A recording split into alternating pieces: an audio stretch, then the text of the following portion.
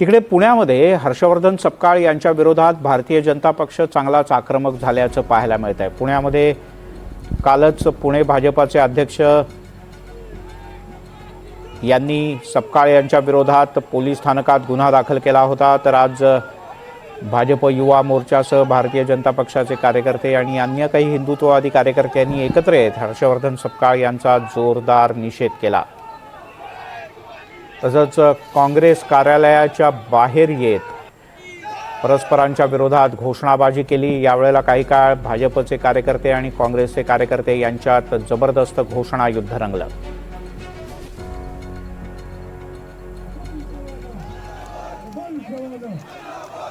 पुण्यातल्या काँग्रेस भवनाच्या बाहेर काँग्रेस आणि हिंदुत्ववादी कार्यकर्ते परस्परांना भिडले। छत्रपती शिवाजी महाराज आणि टिपू सुलतान यांची हर्षवर्धन सपकाळ यांनी तुलना केल्यानंतर राज्यभरातून संताप व्यक्त होतोय।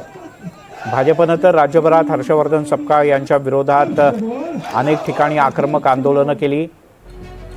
पुण्यात तर हर्षवर्धन सपकाळ यांचा टिपू सुलतानचा वेश घातलेलं पोस्टर त्याला जोडे मारा आंदोलन करण्यात आलं।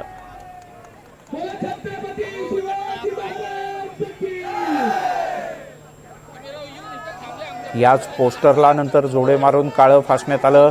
भाजप आणि अन्य हिंदुत्ववादी कार्यकर्ते पुण्यातल्या काँग्रेस भवनाच्या समोर एकत्र येऊन त्यांनी जोरदार घोषणाबाजी केली।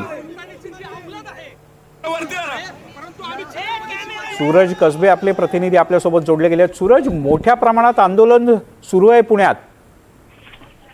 मिलिंद सर, आपण पाहिलं तर काल काँग्रेसचे प्रदेश अध्यक्ष हर्षवर्धन सपकाळ यांनी छत्रपती शिवाजी महाराज आणि टिपू सुलतान हे समकक्ष असल्याचं विधान केलं होतं। त्यानंतर त्याच्या पडसाद आता संपूर्ण राज्यात उमटताना पाहायला मिळतात। त्यातच आपण पाहिलं तर रात्री पर्वती पोलीस ठाण्यामध्ये भारतीय जनता पक्षाचे शहराध्यक्ष धीरज घाटे यांनी एक गुन्हा दाखल केला हर्षवर्धन सपकाळ यांच्या विरोधात। त्यानंतर सकाळपासून वेगवेगळ्या संघटनांनी पुण्यात हर्षवर्धन सपकाळ यांच्या विरोधात आंदोलन सुद्धा केलं। पतित पावन संघटना असेल किंवा भाजपशी संबंधित काही संघटना। त्यानंतर आता आपण पाहतोय की पुण्यातील जे काँग्रेसचं भवन आहे त्या परिसरामध्ये काँग्रेस आणि भारतीय जनता पक्ष आमने सामने आल्याचं पाहायला मिळतं। दोन्ही गटाकडून घोषणाबाजी जोरदार प्रमाणात सुरू असल्याचं पाहायला मिळतं। मोठा तणावाचं वातावरण या परिसरामध्ये निर्माण झाले। खबरदारी म्हणून चोख बंदोबस्त सुद्धा या परिसरामध्ये ठेवण्यात आल्याचं पाहायला मिळतं। त्यामुळे एकूणच सूरज, हे जे काँग्रेस भवनाच्या समोरचं आंदोलन आहे, काही वेळापूर्वी इथे काँग्रेस आणि भाजपचे कार्यकर्ते परस्परांना भिडण्याची स्थिती निर्माण झाली होती। आता परिस्थिती कशी आहे? नक्कीच आपण पाहिलं तर मिलिंद सर, मोठ्या प्रमाणावरती पुणे पोलिसांनी या ठिकाणी बंदोबस्त वाढवलाय। कुठलाही अनुचित प्रकार घडून याची पुरेपूर काळजी घेतली जाताना पाहायला मिळतं। काही कार्यकर्ते हे काँग्रेस भवनच्या आतमध्ये गेटच्या आतमध्ये असल्याचं पाहायला मिळतं, तर भारतीय जनता पक्षाचे जे कार्यकर्ते ते रोडवरती असल्याचं पाहायला मिळतं। कुठलाही अनुचित प्रकार घडू नये यासाठी पुणे पोलीस मोठ्या प्रमाणावरती खबरदारी घेताना पाहायला मिळतात। शांततेमध्ये सध्या आता आंदोलन सुरू असल्याचं पाहायला मिळतं। आपल्यासोबत काँग्रेसचे नेते प्रशांत जगताप जोडले गेलेत। प्रशांतजी, तुमची काय भूमिका आहे या सगळ्या विषयात? आजचा दिवस हा एकदम वाईट दिवस आहे, कारण की पुण्याच्या महापौर मंजुषा नागपुरे यांच्या उपस्थितीमध्ये काँग्रेस पक्षाच्या कार्यालयावर हल्ला करण्यात आला। भाजपच्या कार्यकर्त्यांनी आमच्या काँग्रेसच्या दोन नेत्या कार्यकर्त्यांचे एक नका पुरुष कार्यकर्त्यांची महिला कार्यकर्त्यांची डोकी फोडण्यात आली। पुण्याच्या महापौर हा नका तमाशा बघत होता। एका महिला महापौराच्या उपस्थितीमध्ये डोळ्यासमोर दुसऱ्या पक्षाच्या महिला कार्यकर्तीला मारण्यात आलं। अशा प्रकारचा घाणेरडा प्रकार पुणेकरांनी कधीच पाहिला नाही। पुण्याने नेहमी राजकीय आणि चांगली सामाजिक संस्कृती जतन केली होती। कधीही कुठल्या विरोधी पक्षाच्या कार्यकर्त्याच्या नेत्याच्या घरावर मोर्चा कधी घेऊन गेलेले नव्हते किंवा कुठल्याही पक्षाच्या कार्यालयाच्या दरवाजामध्ये आंदोलन झाली नव्हती। पण पुणे पोलिसांनी मात्र भाजपला अभय दिलं आणि या अभयाच्या नादात मागची 2 तास भाजपच्या कार्यकर्त्यांनी मुख्य रस्ता या ठिकाणी जेएम रोडवरून जो रस्ता जंगली महाराज रस्त्यावरून जो रस्ता पुणे महापालिकेकडे जातो तो रस्ता 2 तास रोखून धरला, तरी पुणे पोलिसांनी कुठल्या प्रकारची कारवाई केली नाही आणि त्याला हिंसक वळण देण्याचं काम सुद्धा पुणे पोलिसांच्या आशीर्वादाने झालं। त्याच्यामुळे माननीय मुख्यमंत्र्यांनी, ते राज्याचे गृहमंत्री आहेत, त्यांनी स्वतःच्या कार्यकर्त्यांवर पुण्याच्या महिला महापौरांवर गुन्हा दाखल करण्यात यावाच, पण त्याचबरोबर भाजपचे शहराध्यक्ष आणि जे पोलीस याच्यामध्ये जबाबदार असतील त्यांच्यावर कारवाई व्हावी। पण प्रशांतजी, म्हणजे तुम्ही भाजपच्या कार्यकर्त्यांविरोधात, नेत्यांविरोधात आणि पोलिसांच्या विरोधात सुद्धा पोलीस स्टेशनमध्ये तक्रार देणार आहात काँग्रेस म्हणून? नाही, आम्ही निश्चित या ठिकाणी राज्याचे मुख्यमंत्र्यांना आम्ही हे निवेदन देणार आहोत की ज्या पोलिसांनी या संदर्भामध्ये भाजपच्या या नेत्यांना, पुण्याच्या महापौर मंजुषा नागपुरेंना इथून हुसकावलं नाही, कुठलंही आंदोलन 10 मिनिटाच्या वर चालू दिलं जात नाही, म्हणजे रास्ता रोको केला जात नाही. पण दुर्दैवाने मागची 2 तास हा रस्ता अडून सुद्धा पुणे पोलिसांनी फक्त बघायची भूमिका घेतली.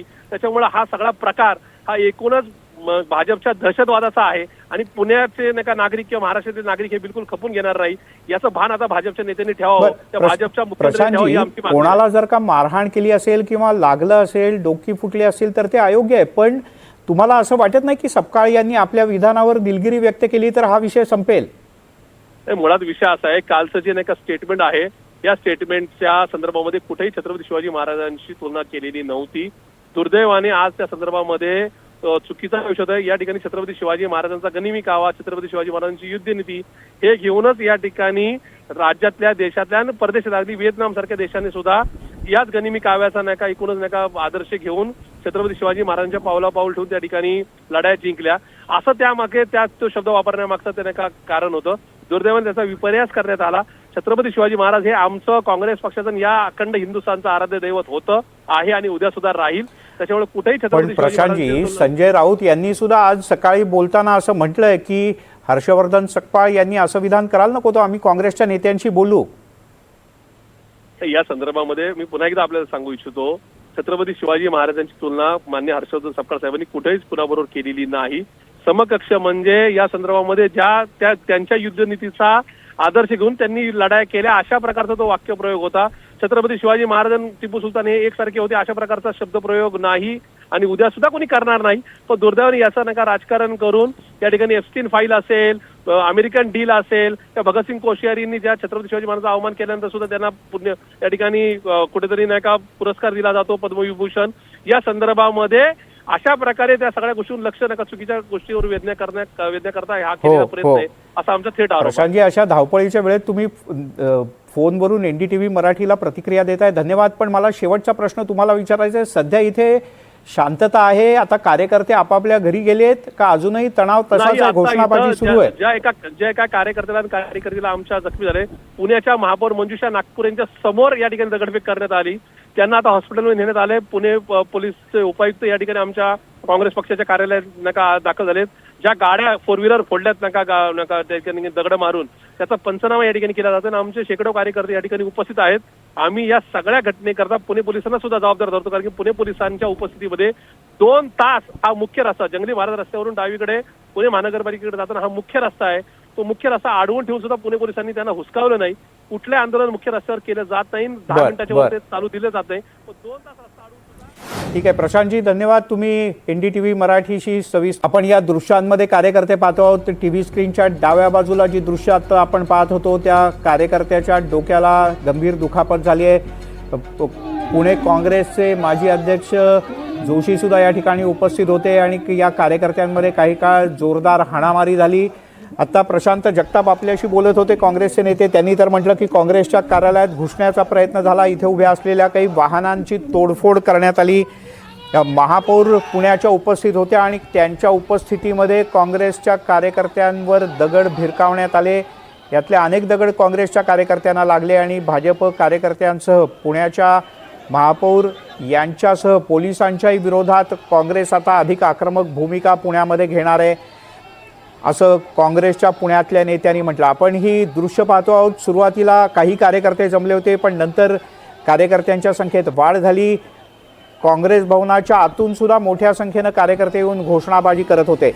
पुन्हा एकदा आपल्यासोबत आपले प्रतिनिधी जोडले गेलेत. सूरज, सध्या काय वातावरण आहे इथे?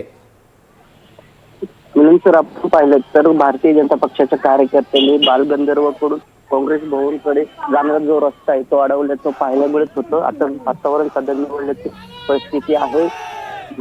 भारतीय जनता पक्षाचे आणि पुणे नगरसेवकाच्या त्याचबरोबर आपण पाहिलं तर पुणे महानगरपालिकेच्या महापौर यांच्या समोर काँग्रेसचे जे कार्यकर्ते त्यांच्यावरती मारहाण झाल्याचं पाहायला मिळतं. ज्याप्रमाणे काँग्रेसचे जे नगरसेवक आहेत प्रशांत देशपांडे यांनी जी माहिती दिली त्यानुसार तर आपण पाहिलं तर दोन्ही गट आमने सामने आल्याचं पाहायला मिळत होतं, परंतु आता परिस्थिती सध्या निवडल्याचं पाहायला मिळत आहे. बर, पोलिसांनी काही आंदोलकांना ताब्यात घेतलंय का? किंवा आता प्रशांत जगताप यांनी जसं म्हटलं की अनेक गाड्यांचं नुकसान करण्यात आलं, याबद्दल काय सांगशील? इतकेच आपण पाहिलं तर पुणे पोलीस प्रशासन आता दोन्ही गटातील जे तणावाचं वातावरण ते निवडण्याचा प्रयत्न करताना दिसत आहे. काही जे कार्यकर्ते होते उत्साही जे मोठ्या आक्रोशाला सामोरे जात होते त्यांना काही कार्यकर्त्यांना पोलिसांनी ताब्यात घेतल्याचं सुद्धा पाहायला मिळत. त्यामुळे नक्कीच थोड्या वेळामध्ये ही पूर्ण परिस्थिती निवडण्याचे चित्र सध्या तरी दिसत आहे. पर सूरज, सध्या इथे मोठ्या प्रमाणात पोलीस बंदोबस्त तैनात करण्यात आलाय का? आणि जी दगडफेक इथे झाल्याचा आरोप होतोय, इथे खरोखरच दगडफेक झाली का? इथे भाजपच्या नेत्यांची काही प्रतिक्रिया मिळाली आहे की का दगडफेक करण्यात आली? तर आपण पाहिलं तर दोन्ही गट ज्यावेळेस आमने सामने मोठं तणावाचं वातावरण निर्माण झालं, खबरदारीच्या उपाय म्हणून पुणे पोलिसांनी अधिकची कुवत सुद्धा या ठिकाणी मागवली. परंतु जे काही काँग्रेसच्या कार्यकर्त्यांकडून सांगण्यात येते की या ठिकाणी काही प्रमाणात दगड करत, परंतु कुठल्याही प्रकारची पुष्टी या विधानाला मिळताना दिसत नाही. त्यामुळे खरंच या ठिकाणी दगडफेक झाली का ते पाहणं देखील आता महत्वाचं असणार आहे. सूरज, तुर्तास धन्यवाद या सगळ्या सविस्तर माहितीबद्दल.